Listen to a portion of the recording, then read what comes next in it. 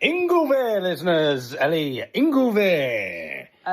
You might not know what I'm talking about. A lot of you, Ellie might not know, but there will be a significant portion of the audience who do. I am, of course, speaking to our Zimbabwean friends.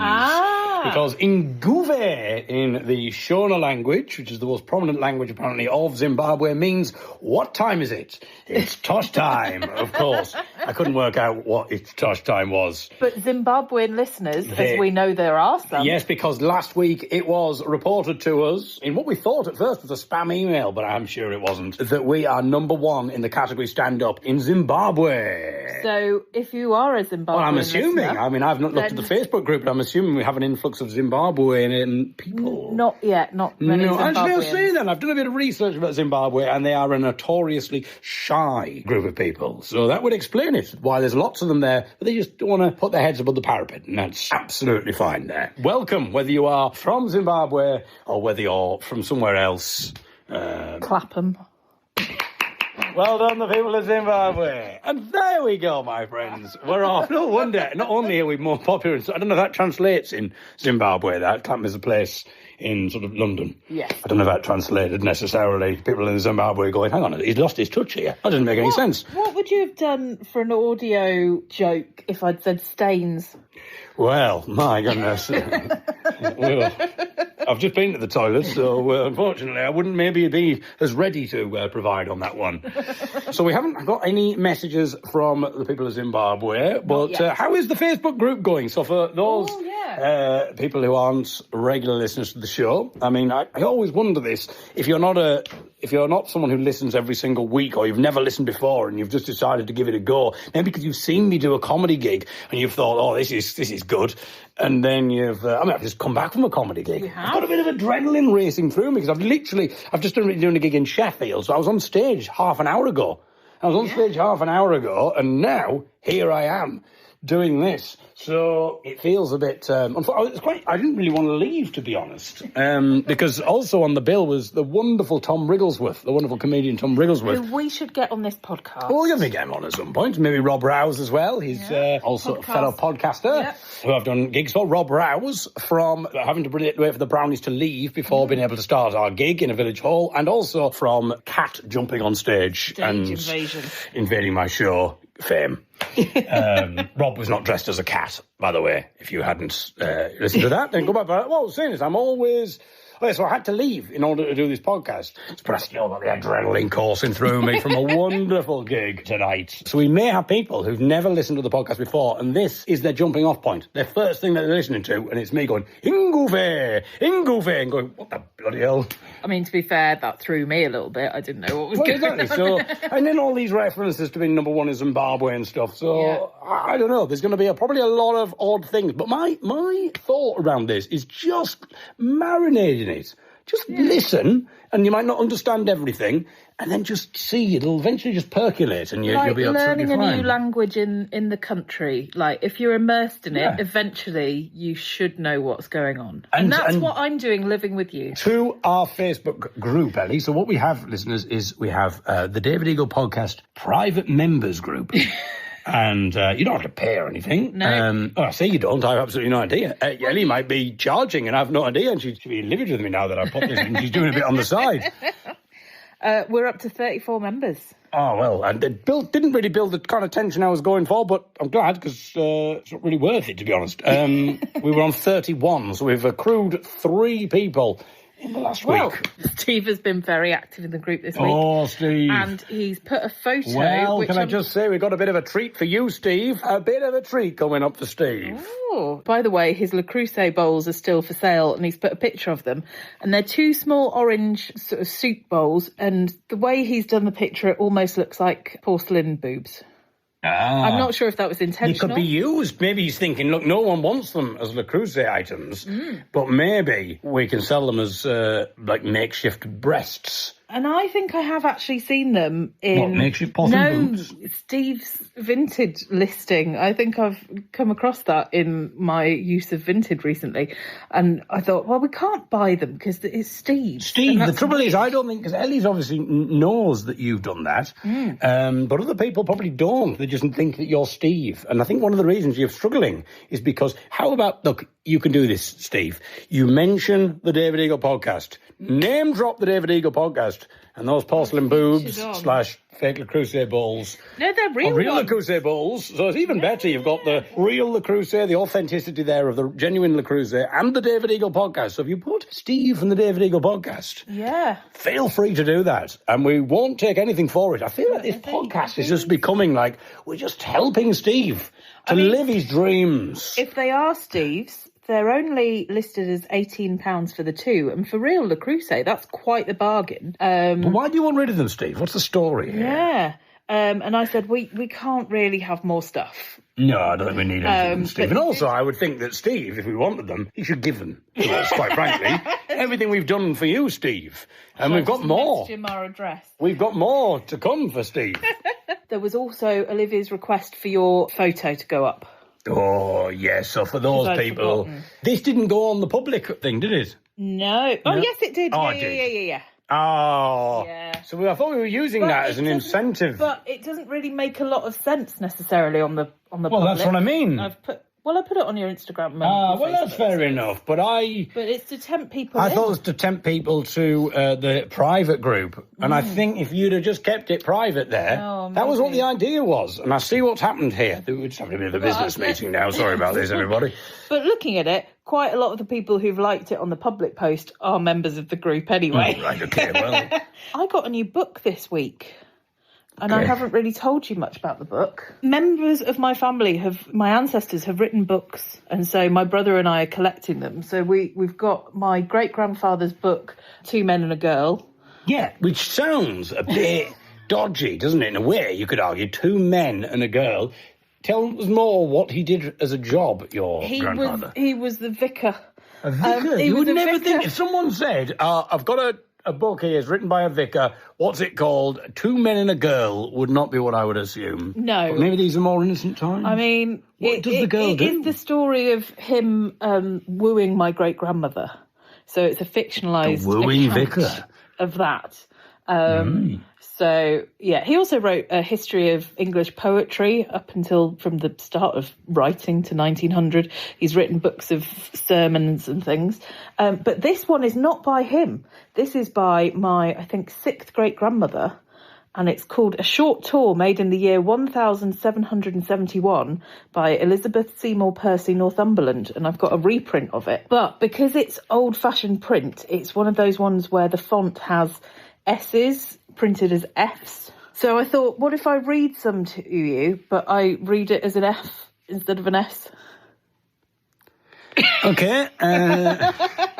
You want? Okay.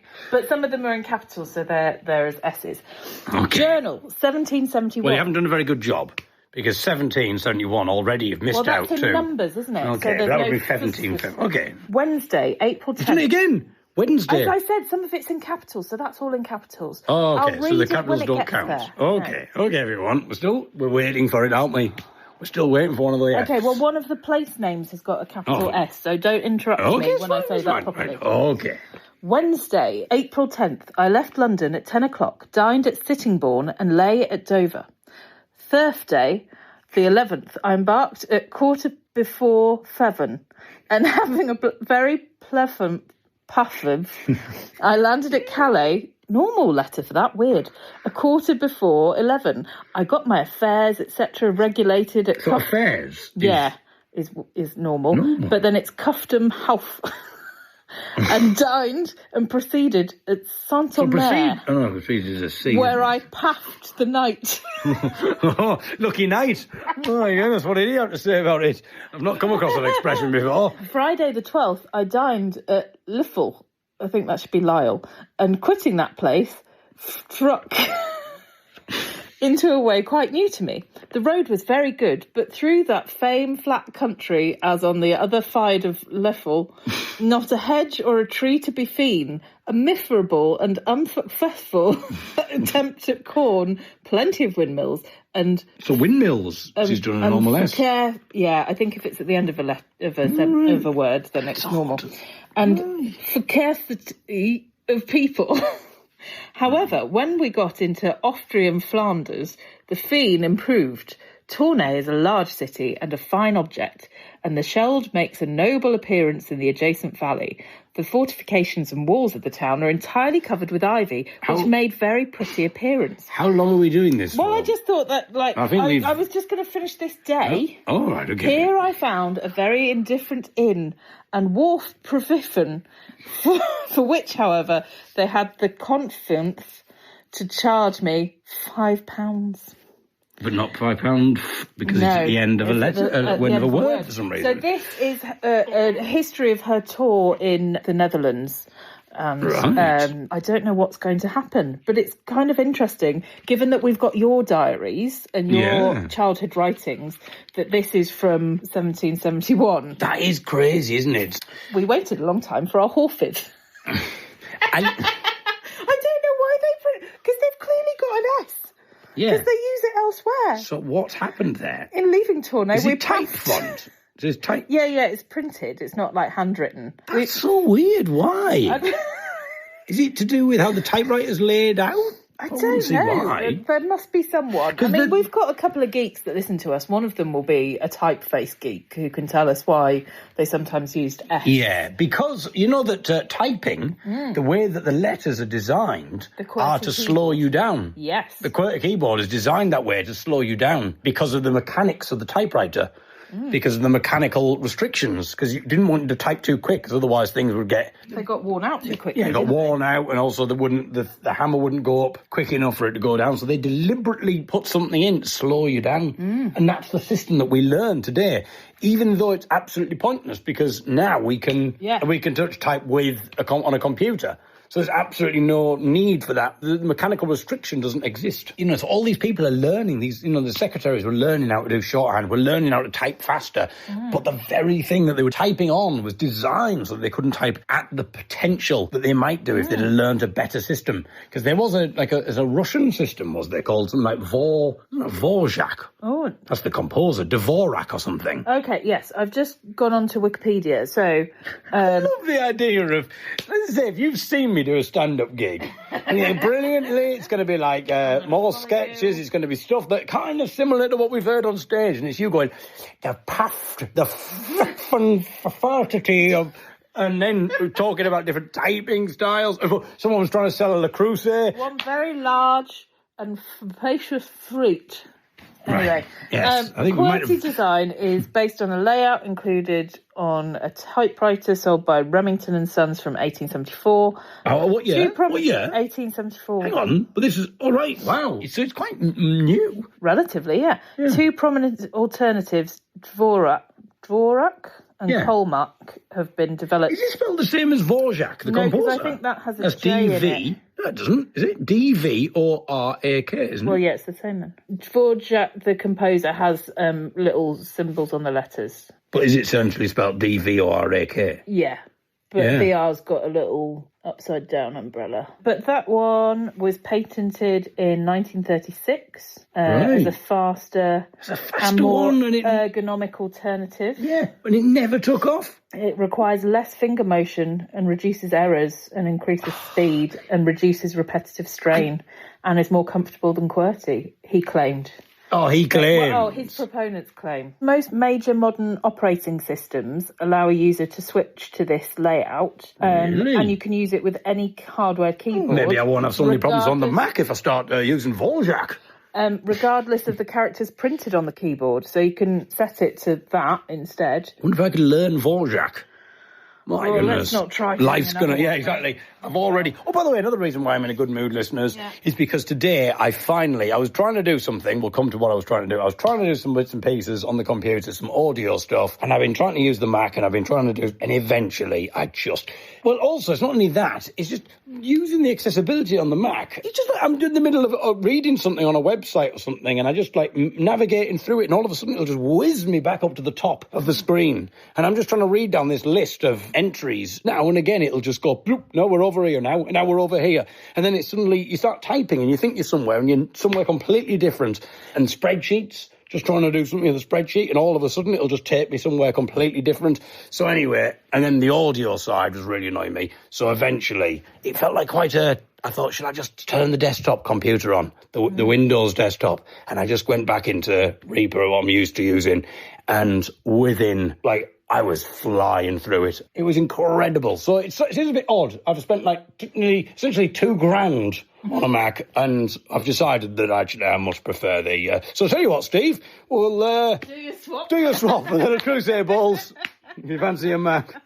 But that's another reason why I feel a little bit liberated, because I've essentially gone back to where I was before. I suppose it's kind of like paying £2,000 and having 6 weeks of annoyance to learn that the grass isn't greener on the other side. So now my next test after grabbing the Mac is now to learn Dvorak. I was trying to see if I could get a Dvorak joke in there, and I suddenly realised I couldn't think of any Dvorak pieces. Let's look up some Dvorak pieces and see if we can do any little typing jokes. Do you want breaking group news? Oh, my goodness. Oh, I know something going, oh, no, Ellie, don't pull him away. He was just about to do some Dvorak typing jokes. Andy has requested to join the group. Oh, Andy. What's your favourite bit of the podcast? Oh, well, he hasn't even heard this yet. He hasn't heard this typing Dvorak stuff. The end. Oh. Do I let him in or do I decline him? Oh, it'll be quite funny if we decline him. Oh, snub him. I haven't. We can't let. Should I do decline with feedback? Yeah, should I try again? I was looking up Dvorak. Oh, New World Symphony. Was that him? Was it? New World Symphony. Oh, with the Largo thing, with the Horvis advert. Yes, that's exactly where we know it from. Okay, let's tell you what I know it from. You Collective You is where I know it from. It's where we all got introduced to it. Because I love the start of that. It doesn't sound like it's going... No, it doesn't start like that, though. No. The start of it sounds like it's going to be something completely different. Because it kind of goes like...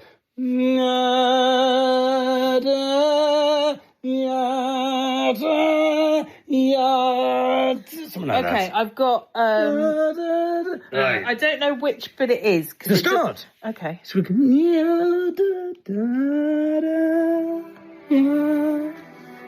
Oh, it's not that. Well, this is... It's the Largo bit. Well, it's the start of the Largo. Yes, but it doesn't tell me which... It is. It's broken into parts. I know. Largo is one of the movements, isn't it? I can't read the whole title because it's long, because it says Symphony No. 9 in E minor, Opus 95 from... Or maybe you type in Largo. Let's just...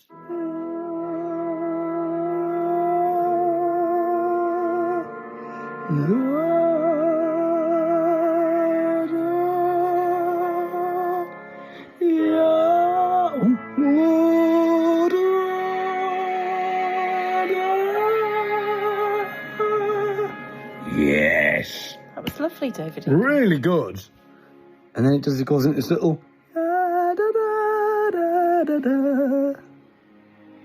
Yeah.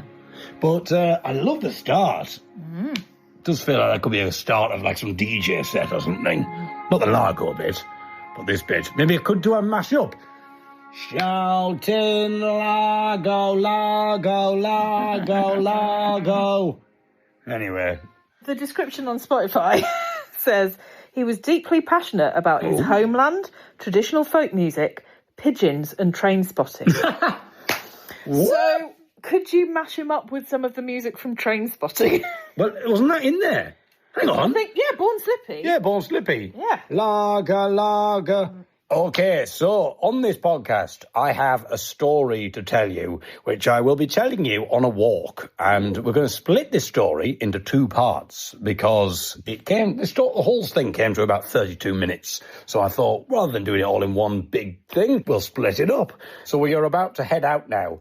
into the park in Hillsborough for part 1 of my story.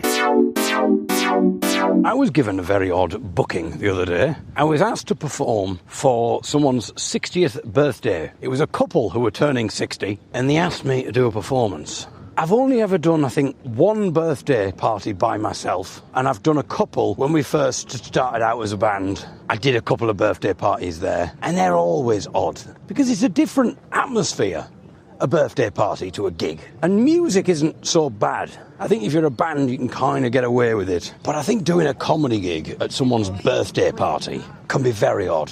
When I've done it as a band, it's never a listening crowd. And I honestly don't mind that in a way. Like, it's someone's birthday party. People are going to be talking, performing in a folk band. I'm not used to performing and people talking. Like, we do gigs very much in a kind of listening environment. And I don't want to sound like I'm snobbish, it's just that's the kind of music that we do. Like, people come. People would be annoyed if audiences just started having a conversation with each other. So it's not me being arrogant and going, oh, no, people shouldn't be talking while People have come to hear the words, to hear the music, to be a part of the night. It's why would you turn up to see us play and then just have a conversation with your friend? You could just do that in a lot less of an expensive way.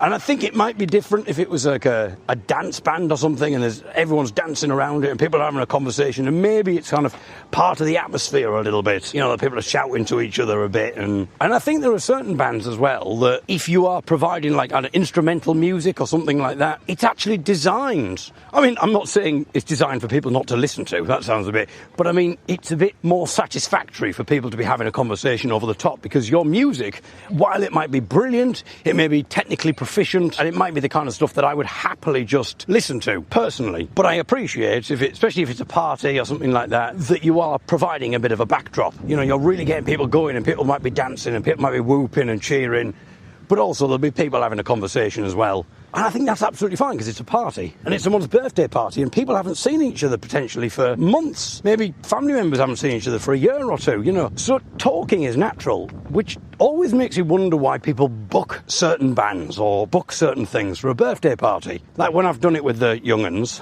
it's just really odd, because it's like, well, what songs are we going to do? It seems strange to do serious songs because it's someone's birthday party. So we could do like sea shanties and sort of uproarious harmony stuff, but that's generally all you can really do. The sound is always never good, because it's just generally some bloke, some amateur bloke just going, oh yeah, I'll do some sound. So you're never sounding as good as you would if it was a festival or a gig. So we stopped doing it a long time ago, birthday parties. But at least when you're performing as a band, there's a bit of camaraderie there. You can have a bit of a laugh. If people aren't really listening and they're shouting things out, you can have a bit of a laugh because there's two other people on stage with you. You're sharing in that experience.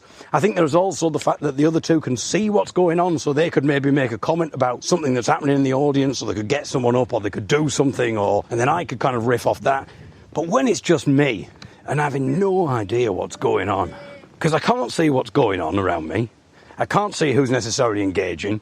People are starting up a conversation and just having a conversation, and I'm just there in the background. Then I start to feel a bit guilty as well, because I'm like, well, they've booked me to entertain, but I'm also like, in what guise? Because with me, I don't quite know what they want. I've just been told, oh yeah, can you do our 60th birthday party? And I don't know if they're looking for songs, what kind of songs they're looking for. Are they looking for, like, comedy songs? Do they want someone to do folk music? Sometimes people do. If I am doing comedy songs, am I doing some of the more political comedy songs, or am I just doing the smutty comedy songs? You know, who's going to be there? Are there going to be children there? And all of a sudden I just launch into this song, and then someone just stops me and goes, excuse me, there's children here.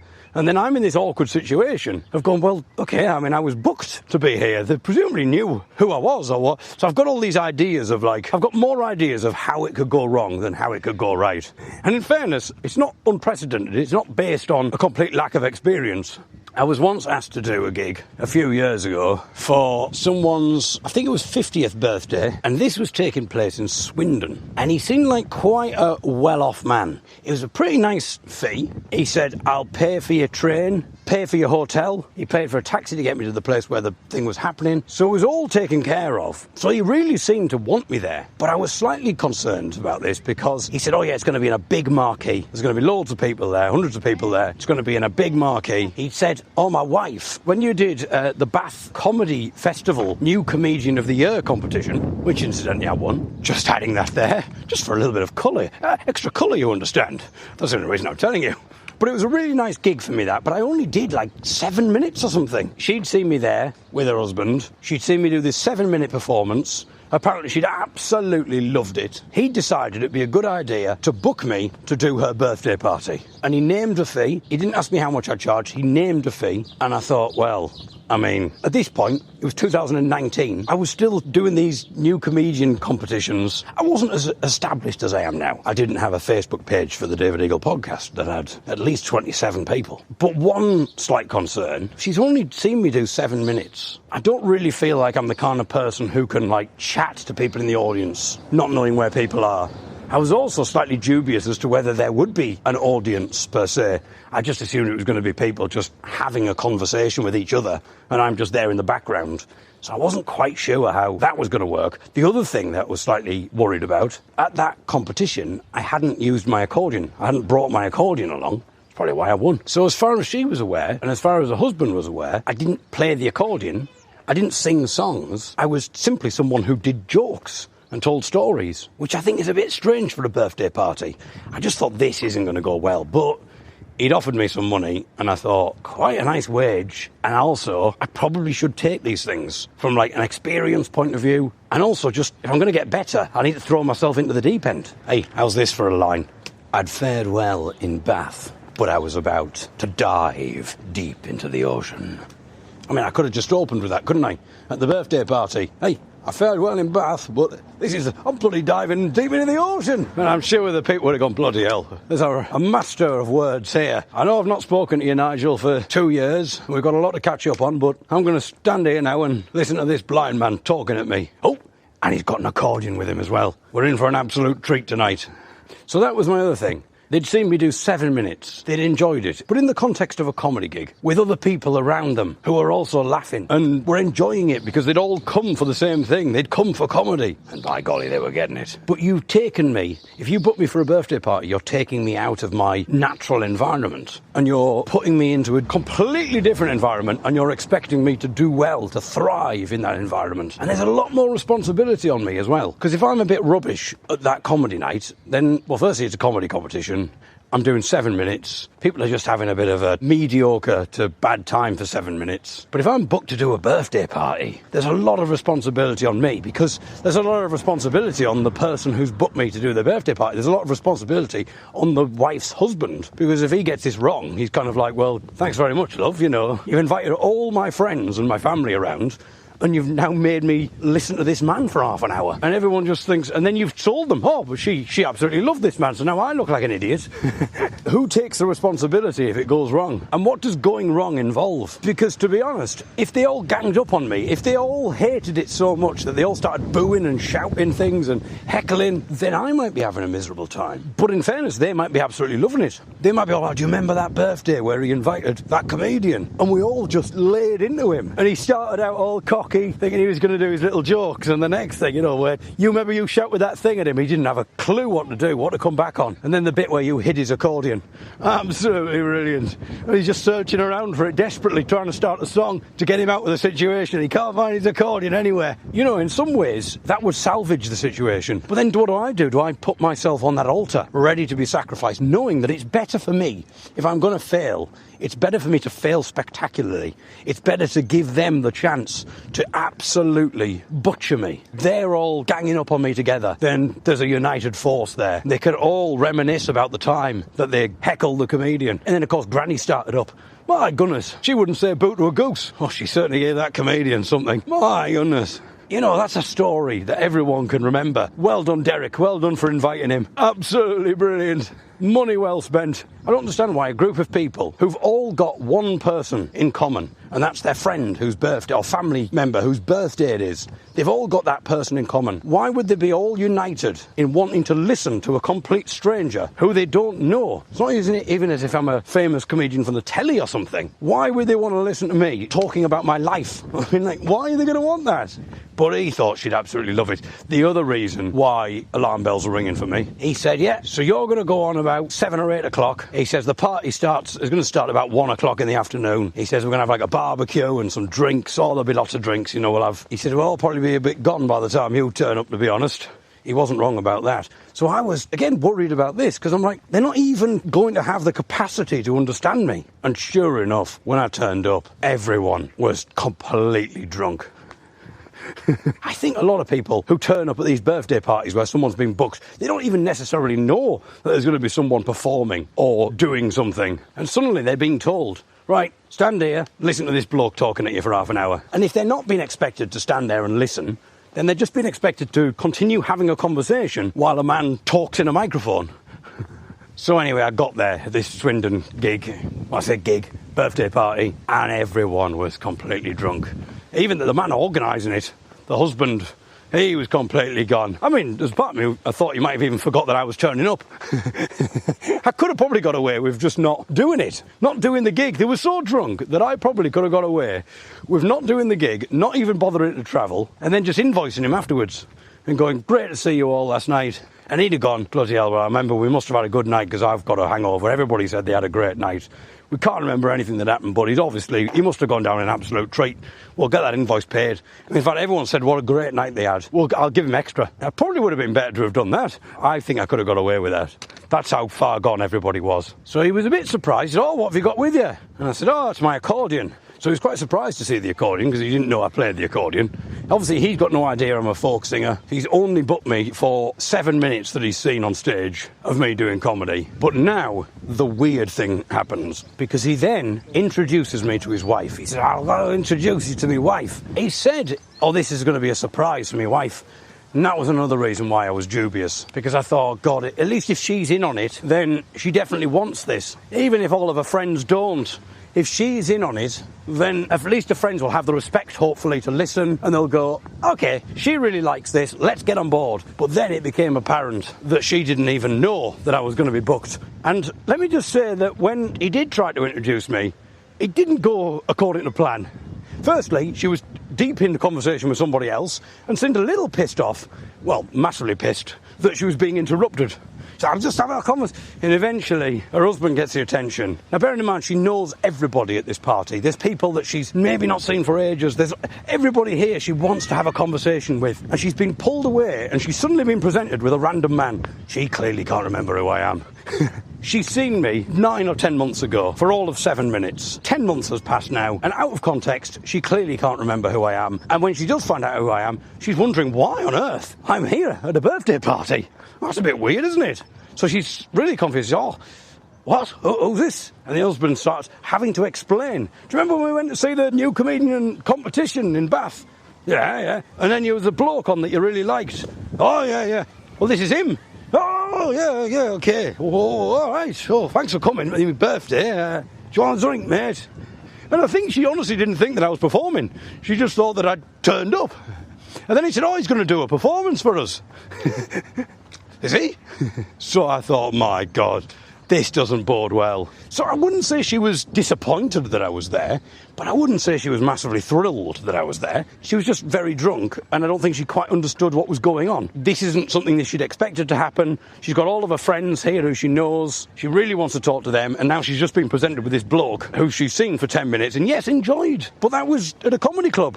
This is her birthday party. Why? So her husband, I'm not entirely sure if her husband had made the right choice now. So now I think he's maybe feeling a little bit, I could sort of sense that he may have been thinking like, OK, maybe this wasn't such a good idea after all. And now I feel like there's a lot more pressure on me. There's a lot more pressure on me to make this good. Because if I fail, I'm dragging her husband down with me. And as I say, I'm aware that the only way this can go well, potentially, is for it to go so badly for me that everybody just starts shouting at me and everybody loves it. Everybody loves bullying the comedian. Anyway, so he more or less said, we just all had something to eat, so, yeah, if you just want to get going, I'll give you the microphone. If you just want to get going in 5 minutes, 10 minutes, that'd be great. And he's sounding a bit unsure about it now. I said, do you want me to just go straight on? Or do you want to introduce me? He said, you just start, mate. Just launch into, do what you do. I'm sure it'll be good. Do what you do. And I thought, I can't do this. I can't. No one knows who I am. I can't just grab a microphone and just go, hello, everybody. Like, at this point, I'm like, what do I say? Why are people going to pay attention to me? They're going to be going, who is he? Obviously, the audience. Well, I'm calling them an audience. That's the point. They're not an audience. There are hundreds of friends and family, all completely sozzled. And then some bloke who no one knows suddenly starts addressing them through a microphone. Now, they're probably thinking, who is this? A DJ? Is he going to be like someone to announce the cutting of the cake or something? Do they do that at birthdays? Everyone's just having a party, and then suddenly, my voice booms out of a microphone. And let's be honest, they won't have checked it or anything. There'll be feedback. It'll be muffled. Anyway, I said to him, I think it might be best if you introduce me, or even better, if your wife introduced me maybe, because, she's the one who everyone knows. So at least that gives me a bit of authority. If she goes, hello everyone, I went to see a comedy gig. I really like this bloke. My husband's booked him for my birthday party. He's going to do half an hour. Please welcome on stage David Eagle. Her friends would be like, oh, brilliant. So she likes him. Her husband's done a nice thing for her. It's only half an hour. Let's give him a bit of attention. Maybe that's a way in which this could be salvaged. But not me just going on and going, hello, everybody. Part 2 of my Swindon story still to come. But first, we head to the emails, and we have the big three. The big hitters are back in the emails, in the inbox. You know what I'm talking about. We're talking, of course, Olivia, of course. We're talking Steve, and we're talking Claire. Claire's back. But I was thinking, is Ben? Oh, Ben's not messaged me. He's catching up, isn't he? That's the trouble. He might be catching up. He sends me little messages privately, and there's been a lot going on, Ben, and I've not responded to your private messages.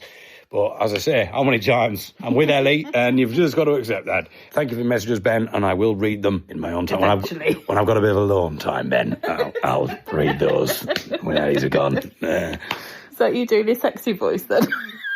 She's not heard that before. I don't need to know. Normally, I don't need to do my sexy voice because at the moment I'm wearing a trousers and shirt, a normal. But when I've got my dressing gown on, I just let the dressing gown do the talking. Well, first in on the emails this week was Claire. Oh, well done, Claire. I was just thinking last week, Claire announced that she didn't like teas. Yeah. And I thought it would be really funny because we just announced that we'd taken away her yellow card. When she announced that she didn't like tea, I've missed a treat. I could have said, I'm sorry, Claire, that's a yellow card. Back on the yellow card. But I missed that, and I was disappointed with myself. When I was listening back to the podcast, meanwhile, talking about listening to the podcast, Ellie has not listened to the last 2 episodes of the podcast. I've been really busy at We've work. even lost Ellie now. Back to Claire. Back to Claire. Good morning, David and Ellie. Another great podcast, but then when are they not? Oh, my goodness. I'll first reply to last week's comments. Ellie, normal? Me? You obviously don't know me very well. I did try to be normal once, and it lasted about 30 seconds because I couldn't understand what my friends were saying. 3 laughy emojis. David, thanks for removing the yellow card. I can breathe easy now. Oh, breathe easy. Is she doing little play on words on teas that we like? That is one of our teas, because that's one of our favourite teas. That's the peppermint I'm going to eucalyptus. assume, Claire, I'm going to give you the benefit of the doubt there, Claire, and assume that you've done a little pun based on our favourite tea. Absolute work of genius from Claire there. Well done, Claire. We're back to the Raggle-Taggle Gypsy and his compass point journey. I found David's over-the-top reaction quite amusing. Oh, well, there we go. I'm going to put that on a poster, if you don't mind, Claire. Can we have that? Now, it might be a little bit sloppily written, because I'm going to type it out using the Vorjak keyboard, but... You two are bonkers and seem to feed off each other, giving us plenty of laughs. Did we kept that bit in when we started doing that? Look, what we get up to... I didn't realise I left that in. I do apologise, Claire. My goodness. Oh, that Le Creuset ball... She was wearing it was because she had the soup balls as porcelain boobs, and it just inspired something. Just opened something up in you, didn't it? Well... That sounds wrong. Toad in the hole. With regards to what I drink, 2 large mugs of decaf coffee a day. Otherwise, it tends to be Lidl's Fruit Spritzer. Pear and raspberry is my favourite. And when I have the opportunity for a topple, it's a dry cider all the way. Thanks again for all your efforts. Please keep up the good work. Claire. Thank you. And she's put 3 kisses on the end. Oh. I don't think anybody else has been putting the kisses in. So there's one for me. One for you. One for all the listeners. Me, one for the listeners. Or is there one for Steve there? You're swapping a kiss for a Creuset ball. Steve's email. Steve! We are there. Hi guys, just finished listening to the pod. Quality as usual. Thank you, Steve. Of course, he's maybe only saying that because he realises that I've got certain favours to grant him. I hope Sean has brought the mic back by now. I did envisage a scenario during the school visit where Sean goes to the bathroom, still blissfully unaware that he was wearing the mic, and ends up scaring the children by broadcasting Percy pointing at the porcelain through the speakers. When we were doing the Ballad of Johnny Longstaff, our theatre show, we had to wear wireless mics. Yeah. And the sound people could hear us. You know, someone could have recorded that and then sort of released it as a sort of series behind the scenes of the young'uns. I mean, that's a Patreon thing, isn't it? Maybe it's a guess the peer. Which one is it? Piss artists. And you have to guess which artist is pissing. Great story about Gary and his mates. You can't write humour like that. Laughy cry emoji. I can't believe David's still doing the local DJ voice despite Ellie's threat to withdraw certain privileges the other week. Concerned face. We don't. If we're going to be honest, we don't get the privileges. We're too busy. I'm too busy doing a podcast and learning how to use a computer. So, you know, your podcast is the only time. Well, obviously there was early after the podcast we were feeding off each other, but which obviously Claire's heard. I don't know how. Anyway, your podcast is definitely ranked number 1 in my house. Perhaps Goodbye Hairy Toe involves hobbits leaving for another adventure. Maybe. So this is, when I was a child, I wrote a story I have no recollection of writing called The Story of the Brain King. It has a contents page with a list of chapters. It suggests that it's at least 80 pages long, this story. I've definitely written the first page, but I've not read any further so far. I was going to bring you The Story of the Brain King, chapter 1, this week. We're going to do it next week. Now I've been too busy. Now I've abandoned the Mac, or at least parked it for a while. I'm going to get back on the desktop. We're going to be back on with this story because I wanted to dramatise it. I want music. I want sound effects. But I don't know. I'm slightly fearful that it's going to get to like page 3 and it's going to be that's the end of it. I mean, quite often when you go off to do gigs, especially if you're going to catch the train, you'll have your backpack on your front, you'll have your accordion on the back, and you're using your cane. And you do look like a little hobbit going off on an adventure because it just sort of matches the scenes from the film. So, but you don't have hairy toes. Well, there you go. Good to share that with bit of information. I do, but you don't. Well, fortunately, that's what made Toad in the Hole a little bit more digestible for you. Oh, God. Take that out. That's awful. That's what you said. No. Okay, come on. Take that out. I take it out. Oh, no, that's made me feel sick. But you'll never have to hear it again because you won't be listening. I'm on holiday for the next 2 weeks, but I will be tucking my dress shirt into my joggers during gala night on the cruise ship in an effort to promote the trend globally. In the meantime, take care and best wishes, Steve. No kisses from Steve. We've got part 2 of my Swindon story. How did I fare at the birthday party? It's not looking good for me, but we'll find out. So I think, if I remember rightly, we left the party. Oh, wait, I say we left it, I mean, we've only just got there. I mean, we left the story with me being introduced to his wife. Now, his wife did have a semblance of knowledge as to who I was, but I wouldn't say she didn't greet me with a hug or much enthusiasm. It was more confusion as to why I would suddenly be here. And the husband had announced that I should just start, essentially.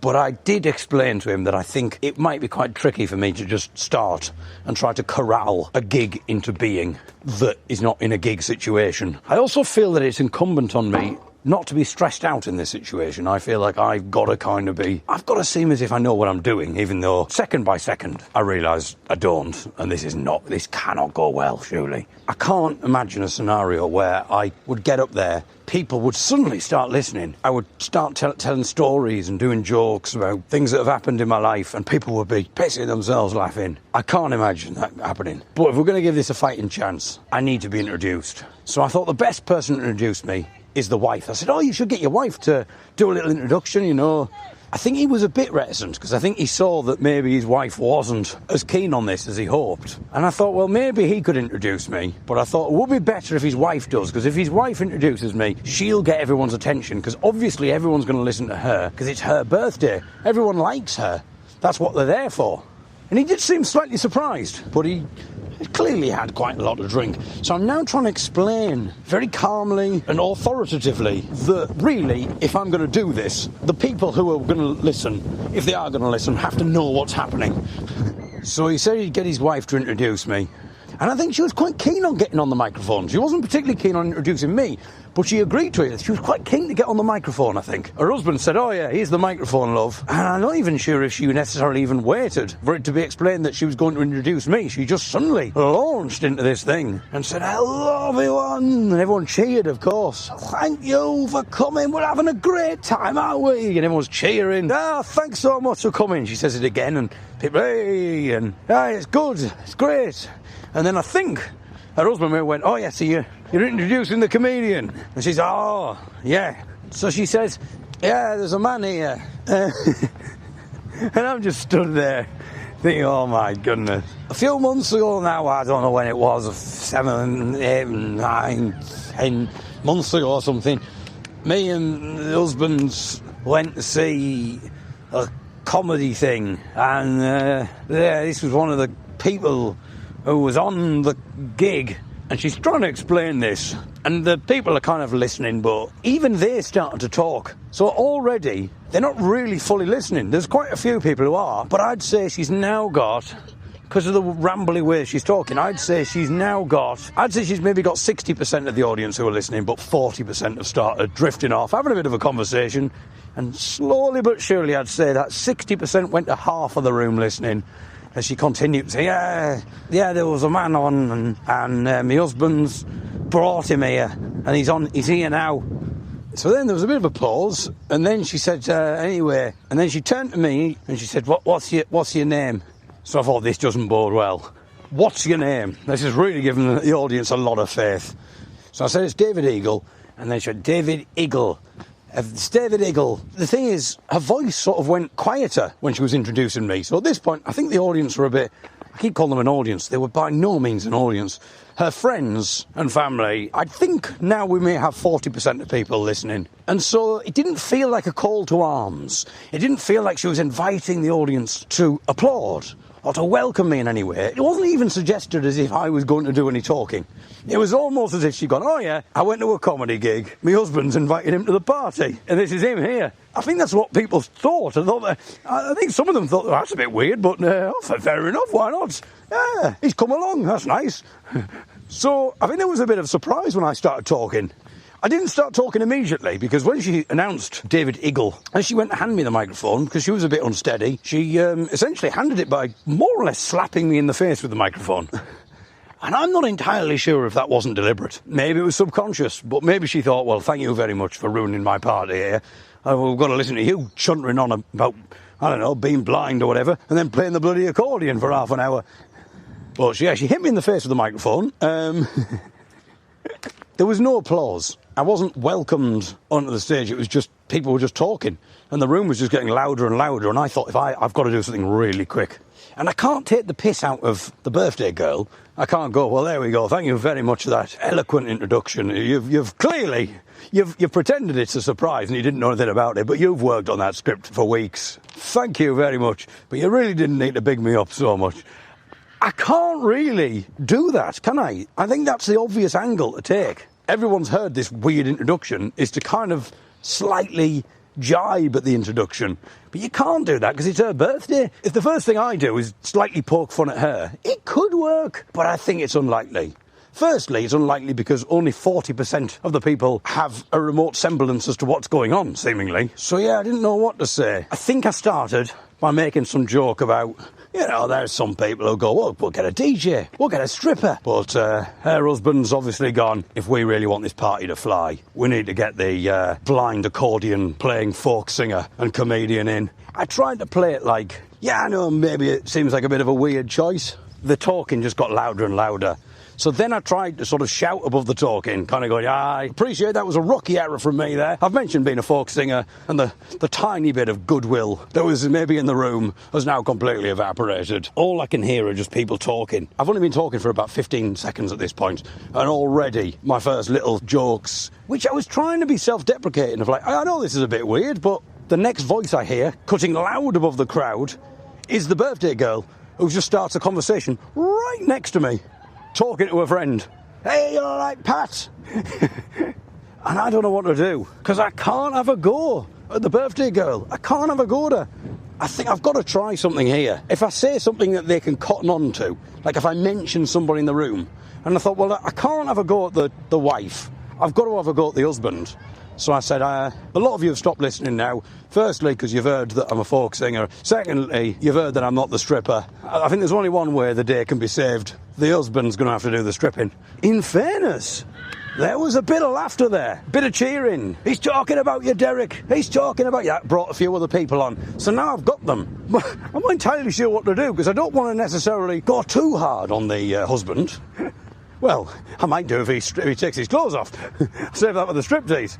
Maybe I should that one. It might have been a good joke. But because I'd stopped talking about the husband, I think people sort of lost interest again. They wanted it to be about them, and that's absolutely fine. It's their party, it's their experience, and I'm the only person who doesn't know anything about these people, apart from they make some weird decisions when it comes to birthday party bookings.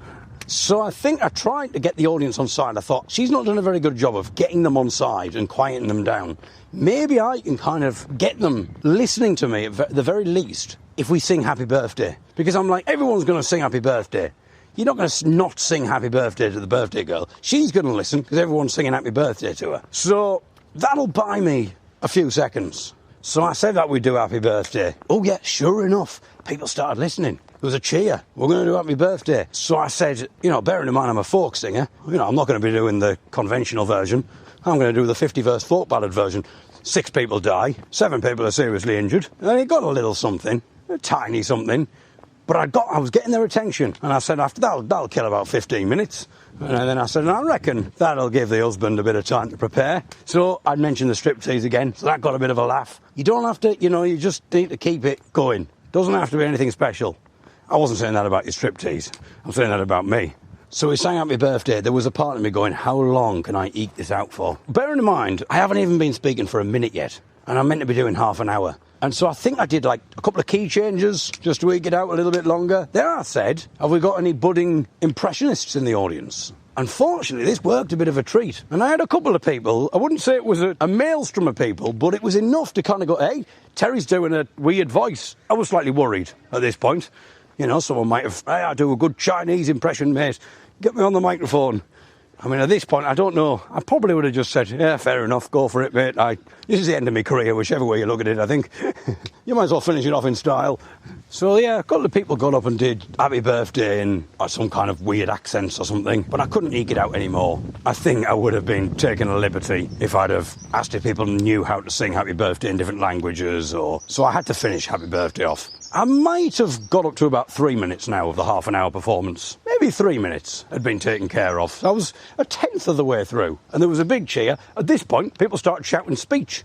And I was a bit confused now, because I'm like, well, is she going to come back on? And if she does come back on, is this going to be the end of my time? But unfortunately, there weren't enough people shouting speech for it to make much of a difference. Maybe like 2 or 3 people shouted it. She didn't seem to be going for it. And I didn't know whether I was relieved or not, because I thought, well, this might make it even more awkward. If she then speaks for another 20 minutes and the husband goes, right, you've still got 27 minutes to go, I'm just pausing the time, and I've just got to wait for this speech to finish. In fairness, if she had done a speech, it might have given me some ammunition. I might have known some of the characters. I mean, you could argue that maybe if I'd been more of a professional, I should have gone, tell me some of the characters. Who are the characters at the party? What's the backstory? Tell me some stuff about whatever she was called. I mean, I knew what she was called at the time. Whatever she's called, the woman who I'm getting paid to do the birthday for. Anyway, I wasn't sure how to play it, but I thought what I could do is, because this is a bit of a strange gig, and I've sort of acknowledged that, I could tell some stories about some of the weird gig experience that I've had in a folk band, as a comedian, just some weird environments that I've played. So I did. I tried to say, hey, you get asked to do all sorts doing this. A few weeks ago, and I started to try and quickly explain this gig that I'd done that was a bit weird. But because I was not talking about the birthday girl, because everybody had done the happy birthday, as far as they're concerned, we've sang happy birthday, some blokes got us to sing happy birthday, now we're back to having a conversation again, and drinking. So everything was just started off again. And so I thought, I don't know if there's any point me continuing this, but I can't go, I have to do something. So I just said, right, I've got my accordion, you're all great singers. I did do another reference to the husband doing the strip. I said, look, I'm going to be off in 25 minutes, and then we all know what's happening. The husband's going to do his strip. And there was a bit of a cheer again. Well, I don't think there was anyone who'd gone, hang on a minute, that was a bit jarring. He started talking about this gig that he did, because no one was listening. So as far as they were aware, they just heard happy birthday, they'd all sang, they'd start talking, they'd heard a bit of mumbling, and then a joke about the husband doing a strip again. They were all too drunk to care and go, oh, that's the same joke he did before. I need to just keep the audience with me, because I can't just talk and have people not listening. That'd be weird. Imagine that if I was just standing with the microphone just going bah, bah, bah, bah, bah, and then no one's listening. And surely at the end, their husband's not going to be like, oh, that was great, mate, thanks for that. Thanks for mumbling in a microphone there for 20 minutes. Of course I'll pay you. Absolutely brilliant. So I thought, I need to make it look like this gig's gone well. In fact, I need to make it so that the gig goes pretty well. They're clearly not going for comedy, and I don't blame them. You know, they're not going for comedy in so much as they don't want to hear about my life, and they don't want to hear about things that have happened to me. I said, right, you're all great singers. We're going to sing some songs. We're going to do some requests. What do you want? People were shouting out all sorts of stuff. I think the first one that got shouted out was the Prodigy and Firestarter. And so I think I managed. People laughed at that. And I said, I see exactly what you've done, my friend. You've gone, well, he plays the accordion, you know, natural choice. The Prodigy. I get that all the time, as you'd imagine, my friend. And so people are laughing at this. And I say, well, who shouted it out? And everyone shouts, oh, it was Terry. Terry shouted. I said, come on then, Terry. Come up to the front. Get the words on your phone. I'll accompany on the accordion. So, in fairness, Terry's a bit of a sport. He comes up. He does the song. He belts it out. I do the accordion. I get everyone to do the hey, hey, heys. I split people down the middle. So I got one side doing the hey, hey, heys, and I got the other side doing a bit of a hey, hey, heys. And then I'm going, hey, you know, and I said, I'll conduct you. When I put this hand up, Terry wasn't very happy about that. He said, I wish you wouldn't do that, David. I said, when I put this hand up, that's the left side, you're doing the haze. When I put this hand up, you're the right, you're doing the haze. And so I kind of just mixed and matched and coordinated this. Hey, hey, hey, and did all of that. So we did the Firestarter. And people absolutely loved it. And then I think I brought it back to the husband again. I said, actually, I think the husband striptease, he was going to wear a fireman's uniform. And so taking the piss out of the husband again, seemed to do the job. People are loving it. Talking to the husband, he's booked this. I think we need to get him up. We need to get him up. There was a big cheer. I said, when I say we get him up, I'm not still referring to his striptease. This running joke about the striptease was, it never got diminishing returns. Never. So I kept on it. I kept going. People shouted out "Bat Out of Hell" or something like that, and he got the words up on his phone, and everybody just joined in and started singing. I must have done about 5 or 6 songs. That must have gone for about 15, 20 minutes. And then I said, we need a big finish. We need a big end. It's the only big end you'll be seeing tonight. I haven't forgotten that the husband's going to do a striptease. So I got that back up again. And then I think right at the end, I said, I don't know if she'd be up for this or not, but would the birthday girl like to come up and sing the final song with me? And she was so drunk at this point. She got up and she said, oh, our favourites. I said, what's your favourite song? And it was, I've had the time of my life. And I said, well, obviously I can't see the words, so I'll have to have the husband doing the Bill Medley bit. He got up, he sang, everybody joined in. We did the I've had the time of my life. And then the final pièce de résistance. Got my phone out because I wanted to make sure I'd done enough time, and sure enough I had. I think I'd done slightly over after all that. 32 minutes I think I'd done. But I'd started enjoying myself. I thought I'd bloody turn this around, but I thought, you know, let's not milk it. No, I don't want to overstay my welcome. But because I got my phone out, it meant I had a lovely little parting shot to say that we've just been contacted by Swindon Council. They've obviously got wind that there was going to be the husband doing a striptease. They've said that under no circumstances can it go ahead, as it breaks public decency rules. Well, he liked that, exactly. And he wasn't the only person who liked it. Everyone laughed about that. The husband laughed because he was pleased, because he might have thought, bloody hell, people are going to be asking for this. But he's let me off the hook here. And then I just was able to say, well, happy birthday, whatever she was called. Obviously, I didn't say that. I knew her name at the time. Thanks very much. Have a lovely rest of your night. And there was a big cheer. And I got in that big cheer, and I got crowd surfed around the room. No. Just a little joke there. Big cheer, and then I was done. And people were coming up and saying how much they'd loved it. And I thought, I've salvaged that. Yeah.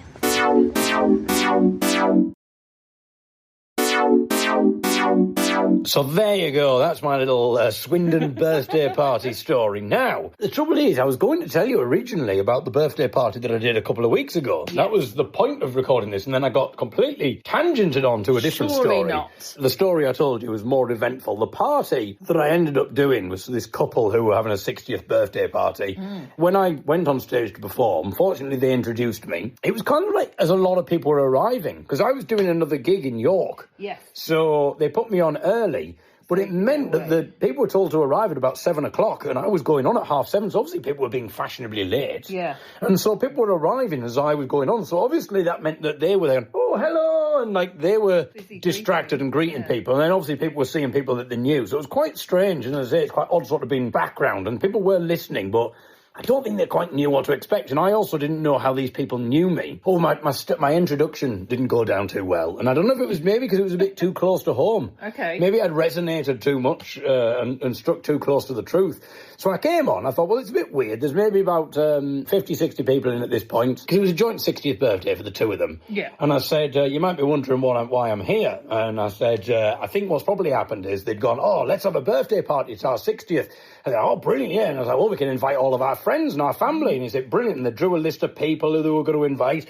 And they were so excited, and they sent off the invitations, and then all of a sudden they just had this sudden realisation of, like, there's a reason we've not seen our friends and family for a long time. We don't really like them particularly. And it was like, oh, bloody hell, we're going to be lumbered with them now. We're going to have a chat with them. Well, we could get someone to perform. So then they're obliged to listen to them. Yeah. That'll let us off the hook for a bit. But that didn't go down too well. We didn't really get very much, not even from the couple, which sort of maybe suggested, that was my opening. That was my opening. But my opening went down quite well, actually. No. I thought, I've got to do something here. But I did some songs. People applauded. People started laughing. I think they started to like me. Yeah. As time went on, I said to the audience as well, if I'm calling it an audience, I said, by the way, is there anybody here, other than the two people who've booked me, is there anybody who has any idea who I am? And there was absolute silence. A couple of people helpfully shouted no. Well, that means they're not ignoring you. Yeah, exactly. Yeah. But anyway, so that one went all right. It was just a bit of a strange gig. Yeah. I do find birthday parties odd. So I'm not touting for bookings, by the way. What if Ben has named his house Two Spikes and is having housewarming. Great unveiling and housewarming, so you got to go and cut the ribbon? Okay, that's different, Ben. Okay. If you want to do a housewarming and we unveil the plaque to Two Spikes, I'll write a song. Oh. And for the Two Spikes unveiling, we'll come along. We could do the David Eagle Podcast roadshow from your house. I mean, now maybe this is what we do. We've got listeners' houses. You know, we've got 34 people to get through. Yep. How many more weeks of the year are there? We might be able to get through actually a bit. Yeah, we've maybe got 26. Yeah, got 26. Weeks. So we could do it. We start next week. So let us know whose house we're going to first. Send us the name and the address, and we'll see you there. And the David Eagle Podcast is going on the road. So just to recap, Steve is in a shanty band called the Felix Stowaways. We asked the question on the podcast a few weeks ago, if you could have anybody narrating your life story, who would it be? Nobody said me, which is slightly insulting. Thank you very much. Steve's choice was Matthew Crampton. Our good friend Matthew Crampton has got a wonderful voice. So Matthew did the honours. Steve sent a simple little few paragraphs about his life, and not only did Matthew read it out, but he embellished it. And he had the Felix Stowaways performing alongside Beyoncé. And you might think, well, this is surely never going to happen. But we have the power to maybe nudge things in the right direction. And so the idea was we would try and let Beyoncé know how this could sound, how the Felix Stowaways, the shanty band, might work alongside Beyoncé. So what I have for you now, Steve, I've been on your YouTube channels. The Felix Stowaways don't seem to have released an album yet. They're waiting for the big one when it goes platinum with Beyoncé. So they've not released an album that I can find. And Steve did mention on the YouTube channel they've got a few, or there's various YouTube clips. It's a little bit of a low-quality recording. I'm not talking about in terms of performance, Steve. I'm not talking about the sound. But I think it'll give Beyoncé enough of an idea. So I've mashed your shanty group up with a bit of Beyoncé. So I'm going to play a little bit of this out for you now. We'll see if we can make this happen. But I think we're heading in the right direction. So this is Felix Stowaways with Beyoncé. Straight on down that home again. Let the waters roar, Jack, safe and sound at home again. Let the waters roar, Jack. Long we've tossed on the rolling main, now we're safe ashore, Jack. Don't forget your old shipmate.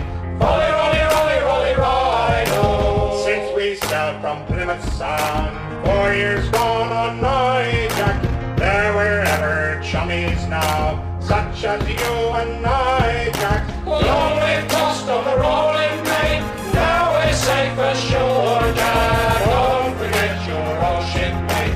Rolly, rolly, rolly, rolly, ride-o. Rolly, rolly, rolly. Rolly, rolly, rolly. Rolly, rolly, rolly. Rolly, rolly, rolly, rolly, ride-o. Rolly, rolly, rolly. Rolly, rolly, rolly. Rolly, rolly, rolly. Rolly, rolly, rolly, rolly, ride-o. We have worked ourselves in front on an expedition. Sponge your eye and load you through the whole commission. Long we've tossed on the rolling main, now we're safe ashore, Jack. Don't forget your old shipmate. Rolly, rolly, rolly, rolly, ride-o. Oft times have we laid out while the danger fearing, tugging out the flapping sail through the weather earing. Long we've tossed on the rolling main, now we're safe ashore, Jack. Don't forget your old shipmate. Rolly, rolly, rolly, rolly, ride-o. Rolly, rolly, rolly. Rolly, rolly, rolly. Rolly, rolly, rolly. Rolly, rolly, rolly, rolly, ride-o. Rolly, rolly, rolly. Rolly, rolly, rolly. Rolly, rolly, rolly. Rolly, rolly, rolly, rolly, ride-o. When the middle watch was on and the time went slow, boy, who could choose a rousing stay? Who like Jack or Joe, boy? There she swings an empty mouth, down so below now. Number 7, starboard miss, Mrs. Jack and Joe now. But the best of friends must part, fair while the weather, and your pepper for a shake. Now we drink together. Long we've tossed on the rolling main, now we're safe ashore, Jack. Don't forget your old shipmate. Rolly, rolly, rolly, rolly, ride-o. Rolly, rolly, rolly. Rolly, rolly, rolly. Rolly, rolly, rolly. Rolly, rolly, rolly, rolly, ride-o. Rolly, rolly, rolly. Rolly, rolly, rolly. Rolly, rolly, rolly. Rolly, rolly, rolly, rolly, ride-o.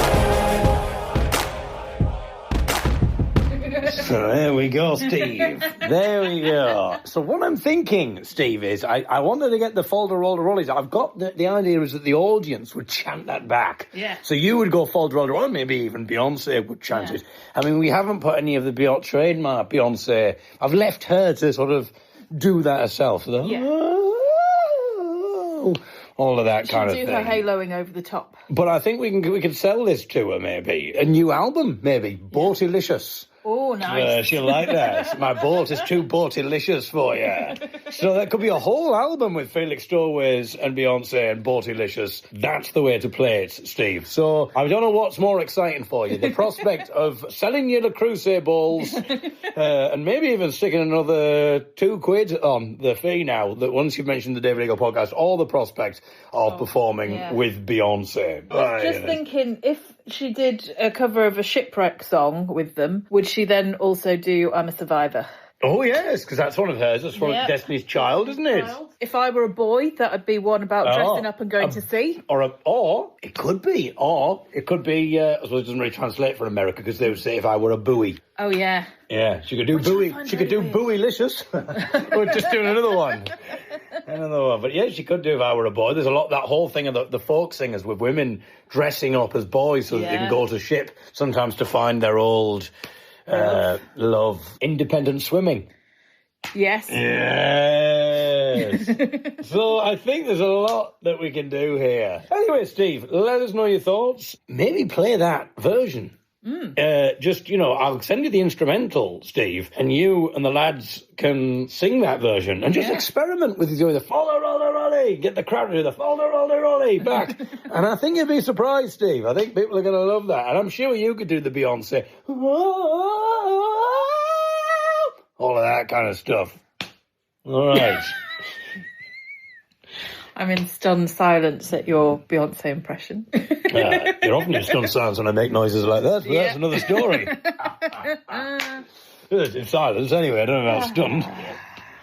Have you thought about playing the Le Creuset balls, Steve? You know what I mean? Like maybe giving them a little play, strapping them to you and giving them a little play, and you might find actually that they had a lovely percussive element to the Felix Doorways. I used to, when we started out in the young'uns, the two strange things that I had, firstly, was a melodica, one of those mouth organs, but what I didn't realise was it had a picture of Mickey Mouse on the back. Oh, right. So because it was like a little toy melodica thing that I had from when I was a child. So, at the folk club and stuff, I would now and again just play along, and people would be singing these ballads about someone dying or a shipwreck or something like that, and I'd be mournfully playing along. But what I didn't realise was people are just seeing Mickey Mouse just in front of them, sort of.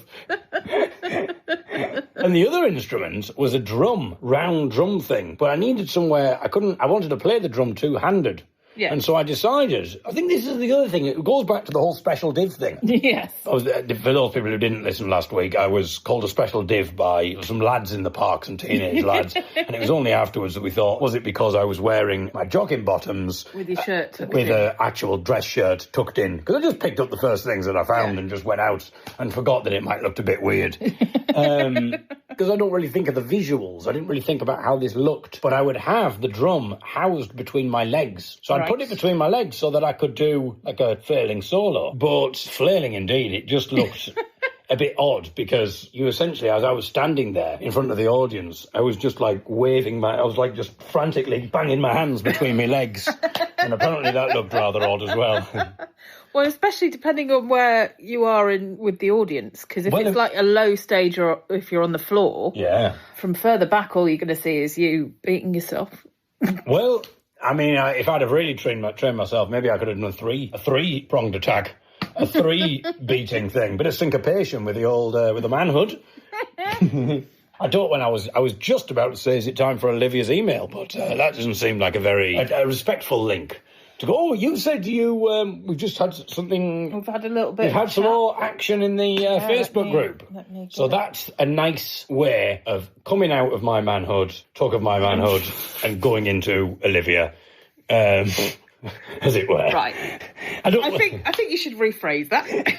Okay. Anyway. Well, there's now 36 members in the group. Oh, my goodness. New member, Andy... She has posted, well, I'm presuming it's she. It's spelt in a she way. With an I? An I-E.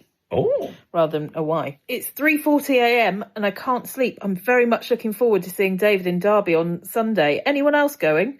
I hope so, Andy. Otherwise it could be quite awkward. First saw him in Belper, Derbyshire a few weeks back, and I've been hooked on the podcast ever since. Wow. So this goes back to exactly what I was saying. Yeah. Because I was saying that I wasn't sure how many people see me on stage doing a stand-up gig. I think it's different for the young'uns. If people are young'uns fans and they've seen me for a while, they're used to this. But if you just see me on stage doing like a 20-minute performance or something, I don't think you'd necessarily expect us. As I say, if you tuned in one week and it's just me going, we're in the kitchen now, we're going to drink a herbal tea, and then the next thing... the jingle. Yeah, and then the next thing we've got... Folder, roller, rolly! And people are going, what the bloody hell's going on here? Brilliant. Well, I think we've put enough distance between me and my manhood and Olivia so we can safely move to Olivia's email.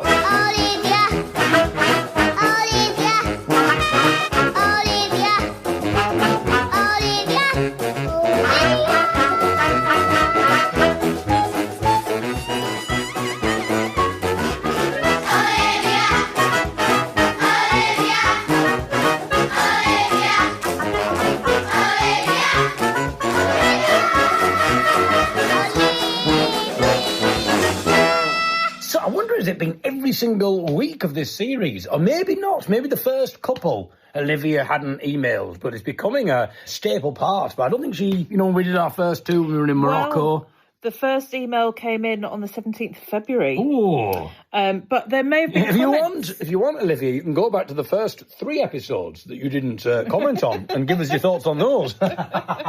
Today it comes in 2 parts. Ooh, Olivia. There was an initial Olivia email and then a PS. How's she spelling that? Another brilliant and funny podcast this week. I love that you can always think of games to play. I don't know whether you have to say that every week, Olivia. You can if you like. It's quite nice. But now I'm saying don't feel obliged. If she doesn't say it was a brilliant and funny podcast, then I'm not. That it was terrible. No, I'm not, because I've given her permission not to. Okay. So what I've done there is I've deliberately done that because it guards me against the one week that she doesn't. And now I'm saying, it's because I've given her permission not to. Sensible. There you go, Olivia. I'm putting this... A lot of psychotherapists would analyse what I've just done there and go, that's some kind of, displacement thing or something. There's insecurity there. I love that you can always think of games to play all the time. I struggle with this, especially in the car on long journeys. My daughter always wants to play something, and we have the usual games of I Spy and Yellow Car, see who's the first person to spot a yellow car, but they get boring quite quickly. I like the fact she explains the rules of Yellow Car, in case you're a bit confused there. Maybe you weren't aware. I can't play Yellow Car. One game we've started playing recently is Guess Who, where one person thinks of a person and the others have to guess using only yes or no question. And this was quite good fun until my daughter started thinking of people in her class that neither me nor my husband knew. If anyone else knows any fun car games to play with a 5-year-old, yes, she's 5 now, her birthday was in early May, okay, I am all ears. We'll put that on the our little fact sheet there, Olivia, that your daughter's turned 5. We used to play hide and seek in the car. What? So my brothers would be sat next to me and we'd go, okay, where is Richard hiding? He wasn't hiding anywhere, he was sat next to me. We'd look under the chair, in the glove compartment, in the flappy bit that comes down the sun visor, and do all of that. So that was quite good fun. We did that well. Okay.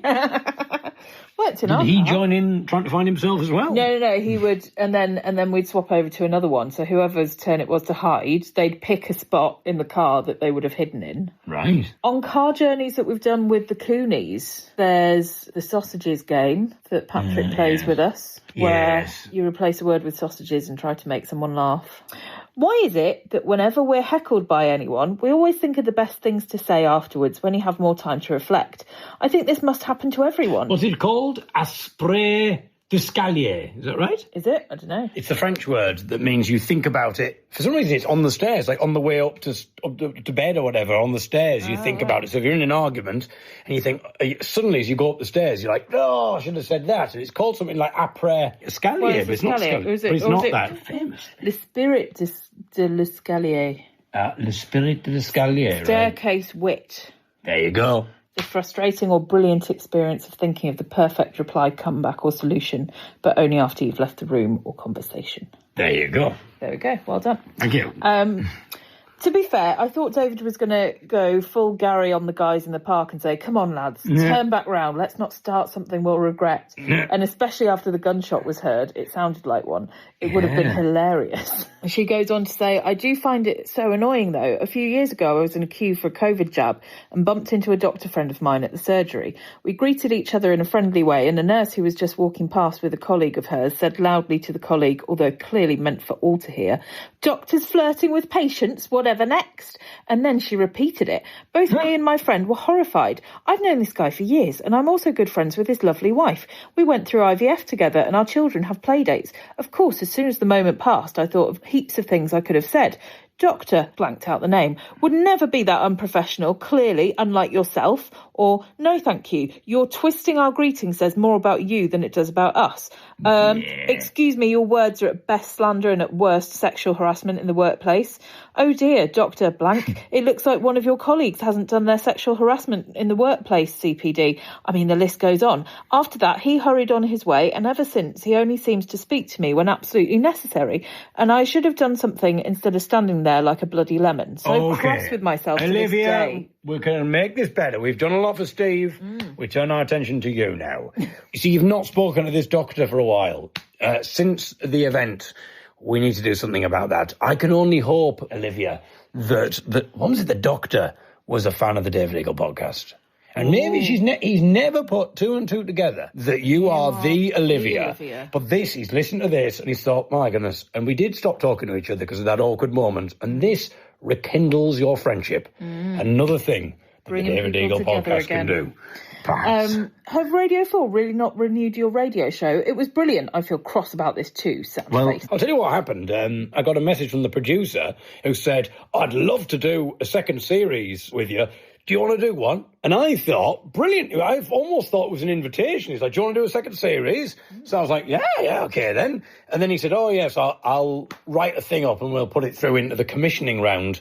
And then it didn't happen. And in fairness, like it was never conceived to be a multi-series thing. So in my mind, it was just like a one-off thing anyway. So I wasn't like, it wasn't. But I don't know. I mean, I could tout for something else. Maybe my dissection of folk songs is what Radio 4 needs, Olivia. So that's the next project.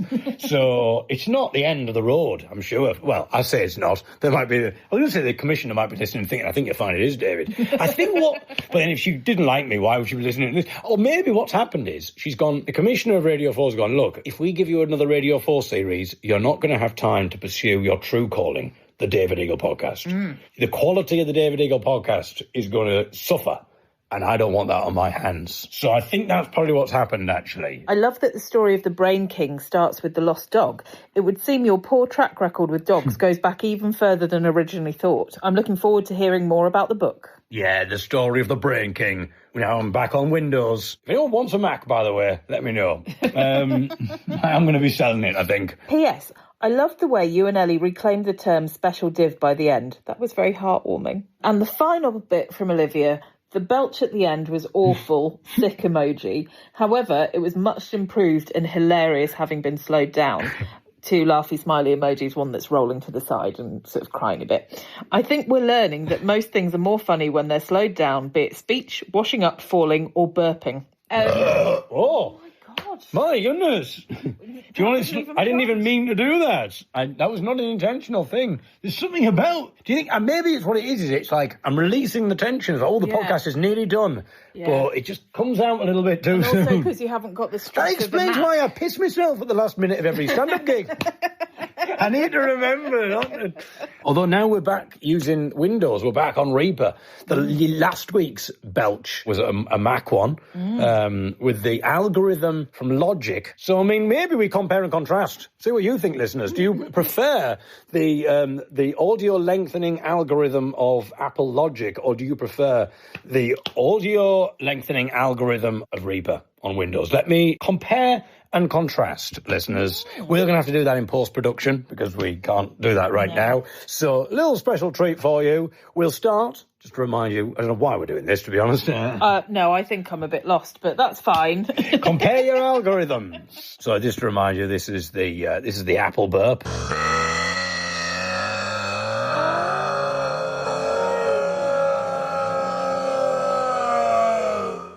Let's see how that compares to the Windows burp.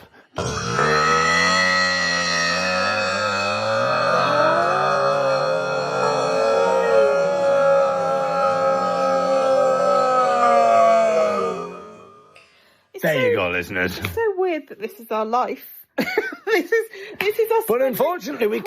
Quality time together. Unfortunately, we can't talk about it. What people want is to go, well, we know what we think, David, but we want to hear what you and Ellie think, and we can't do that because I've had to just put it in after the fact because of the way that this podcast is just being recorded with me holding a phone in front of our faces. Yes. Remember when we used to put headphones on and we used to set the microphones up properly? We were very professional. And then we'd also have various audio cues and clips and all sorts of little bits. None of that. But not now. So I'll see you all next week, listeners, at Ben's house. See some of you on Sunday. I'll see you, Andy, on Sunday. Yeah. Do tell your friends. And Fiona has said that she's coming, and I believe bringing her husband and son as well. They're making it a family affair. It's my second David in-person gig attendance. First time was Tutbury in Derbyshire. So I'll see a couple of you there. We'll wait for Ben to send us his address. We'll reconvene there at some point in the week. Yeah. Exciting stuff. But until then, from me, David Eagle. And me, Ellie Eagle Skinner. Goodbye. Bye.